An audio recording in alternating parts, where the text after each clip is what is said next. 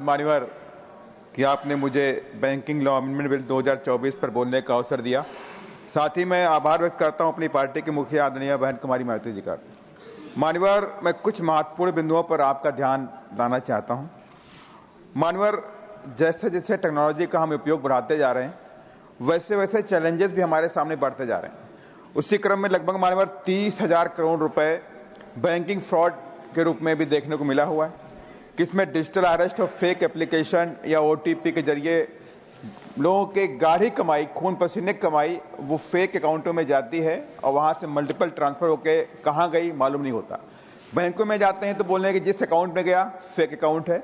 3 से 4 करोड़ रुपए का टर्नओवर 1 महीने, 2 महीने, 3 महीने में हो रहा है, लेकिन बैंक कहती है फेक अकाउंट है। ये फेक अकाउंट आखिर करंट अकाउंट कैसे खुला, इसकी भी जांच होनी चाहिए। जब फिजिकल वेरिफिकेशन होता है करंट अकाउंट खोलने के लिए, फर्म पे जाते हैं, वहां चेक करने जाते हैं, तो कैसे खुल रहे हैं, ये एक गंभीर विषय मान्यवर है। इस पर भी मान्यवर सरकार को अपना ध्यान संज्ञान में लेना चाहिए। और साथ ही साइबर क्राइम थाने पर आए गए, उनमें जिन लोगों को बैठाया गया उन्हें कुछ आईटी के बारे में नॉलेज ही नहीं, वो एप्लीकेशन लिख लेते हैं, एफआईआर लिख लेते हैं, उस पर कोई कार्रवाई हुई कि न हुई उसके बारे में कोई जानकारी नहीं हुई। मान्यवर, अभी ये केस हुआ है हमारे नवल किशोर नथानी गोरखपुर में, 40 लाख रुपए हमारे जानने वाले, उनका पैसा मल्टीपल ट्रांसफर हो गया। बैंक में गए, उन्होंने एप्लीकेशन दिया कि फला फला बैंकों में आरटीजीएस से पैसा गया हुआ है। बैंक ने कहा ये फेक अकाउंट है, मैं इसमें कुछ नहीं कर सकता।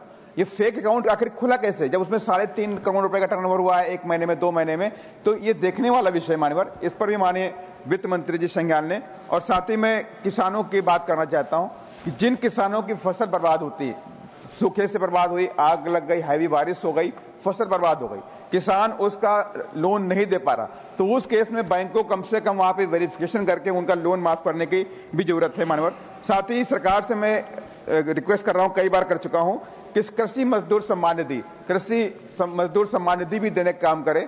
आपने किसान सम्मान निधि दी, सराहनीय कदम, लेकिन जो रैली में जो हकदार हैं, जिन लोगों ने पेस्टिसाइड डालते हैं, खेत में जाके खून पसीना बहाते हैं, गुड़ाई करते हैं, धूप में हर्बिसाइड डाल रहे हैं, इंसेक्टिसाइड डाल रहे हैं, बीमार भी हो रहे हैं, लेकिन उन्हें मिलता है 200-250 रुपए, उनके लिए मैं माननीय कृषि मजदूर सम्मान निधि लाने का भी काम करें।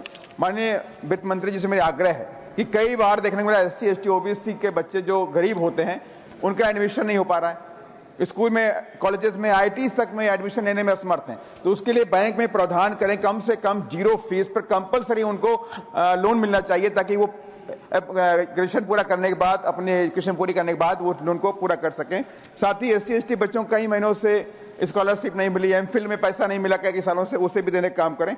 OPS को लेकर के मैं सरकार का ध्यान देना चाहता हूं कि OPS को लेकर पूरे देश में कर्मचारी बार बार मांग रखते हैं, तो मैं कहना चाहता हूं कि जब सरकार 16 लाख करोड़ रुपए के आसपास, कई साथियों ने बोला भी कि जब बड़े बड़े धन्ना सेठों का पैसा राइट ऑफ किया गया, तो इतना बड़ा बजट जब उनका राइट ऑफ कर सकते हैं तो OPS भी इस देश में लागू कर सकते हैं। इसको लेकर माननीय सरकार इस पर ध्यान लाने की जरूरत है मान्यवर। इन्हीं सब बातों के साथ मैं धन्यवाद करता हूँ। जय भीम, जय Bharat. Shri Mastan Rao Vida, please, I am calling your name.